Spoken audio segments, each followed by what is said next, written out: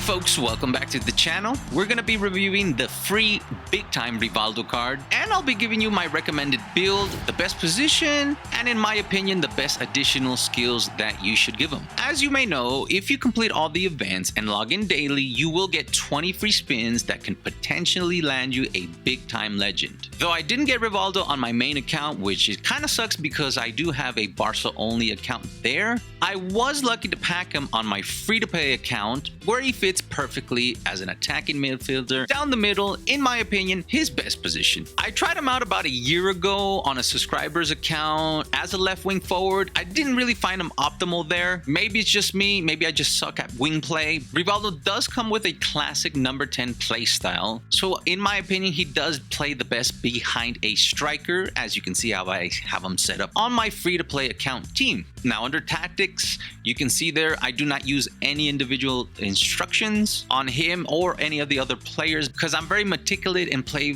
to every individual's play style, so I don't really need that. Not that I have anything against using individual instructions, I just like to get the best out of players playing their natural play style, and I use individual instructions for specific tactical purposes depending on the opponent's formation or play style. It also depends on my substitutes. Some of those players don't have the same profiles as my starters, so I can have different variation in case something's not working. And some of my sub-tactics do have individual instructions. We all play differently, it's just my way of doing things. It also depends what version of the game is out. The gameplay is consistently changing. Sometimes the only way to get the game to work is to use individual instructions. So far I have played him 8 games, and in those 8 games he has scored 6 goals and 2 assists, which is not bad. And to be honest with you guys, he really does seem to stand out on my free-to-play account. Normally, I don't get along with classic number 10s. I prefer a whole player playing AMF. Maybe it's his player ID. He feels like a hybrid between a whole player and creative playmaker. What really stood out was his dribbling and shooting. Now, before we get into the build, let me show you what he looks like in action. Even on the game's most difficult level, I found it easy to create space in central areas. And since he comes with long-range shooting and long-range curler traits, combined with the 97 kicking power you will see I gave him, he was able to score bangers like this one from a distance. He controls the build-up very well and can not only score from deep, you can do quick 1-2s and have him come in the box and score goals from there as well. I also gave him a 79 physical contact, which really combines well with his elite dribbling and 93 tight possession. We'll get into that in a second. Notice how difficult the opposition has in taking the ball away from him, even with double teams.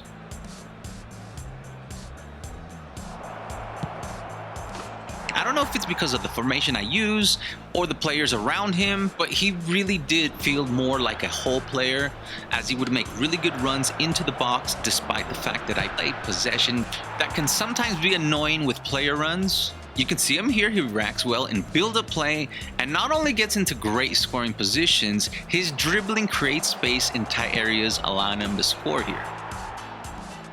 Here's another clip where you can see his strength, tight position, and great dribbling abilities. Once again, great central play, and I just found him extremely lethal when it comes to kicking outside the box. Real quick folks, before we get into the build, if you're not subscribed, please do so. But if you are and you are enjoying this video, make sure you smash that like button and turn on notifications to help us reach 15,000 subscribers. And while you're at it, make sure you join our new Discord for more Barca content. Join our community, it's free. And let's be honest, YouTube does not do a great job of notifying you when I release content. In the Discord, you will always know when I release content. There's custom notification, custom pings, and a direct line of communication to me and the rest of the community. Hope to see you there.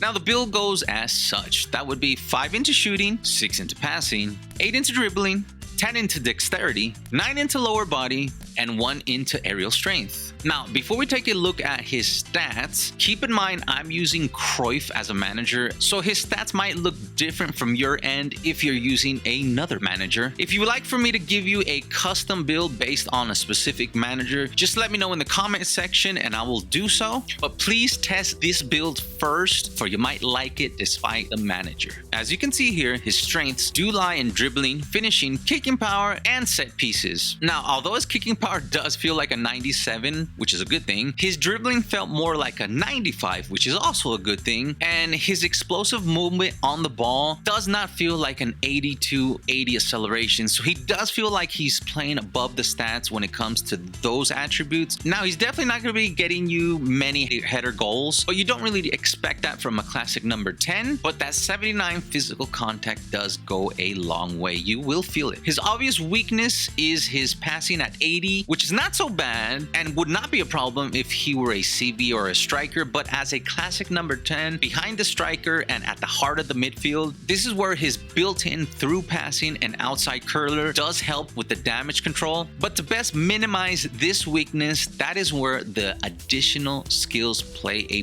big role.